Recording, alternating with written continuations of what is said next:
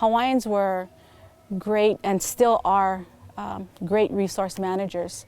And the old adage of what happens upstream affects downstream is very true back in the old days as it still is now. For Hawaiians and many indigenous peoples around the world, we are a part of the landscape. We are a part of the life cycle. It's not to rule over it, but to know our place within it. So just like the plants and the animals, we are a part of the land. So when you think of aloha aina or malama ika aina, which is taking care of the land or the love for the land, it goes very deep. So the water that is used to irrigate the taro patches, you have your taro patches or your lo'i that was built right off of the kahawai or the stream.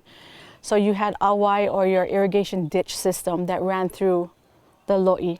So as it runs through the lo'i, those waterways have to remain clear, open, because as it passes through the lo'i, it picks up a lot of nutrients given off by the kalo itself and other plants that happen to grow within the lo'i, and it carries the nutrients back out into the kahawai, and it helps to feed the algae that grow in the kahawai as well as the freshwater stream life that live in there as well. So the old adage again of what happens upstream affects downstream was very, very important.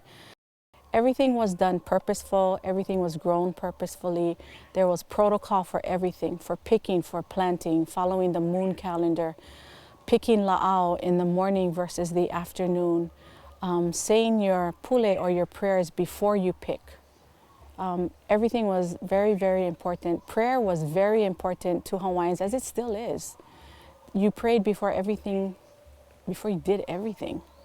And that's also the connection not only with the land, but spiritually with the landscape, with everything, as we believe that spirituality lives within the trees, in the pohaku or the rocks, in the animals, in the dirt, everything around us. So we are truly a part of the landscape.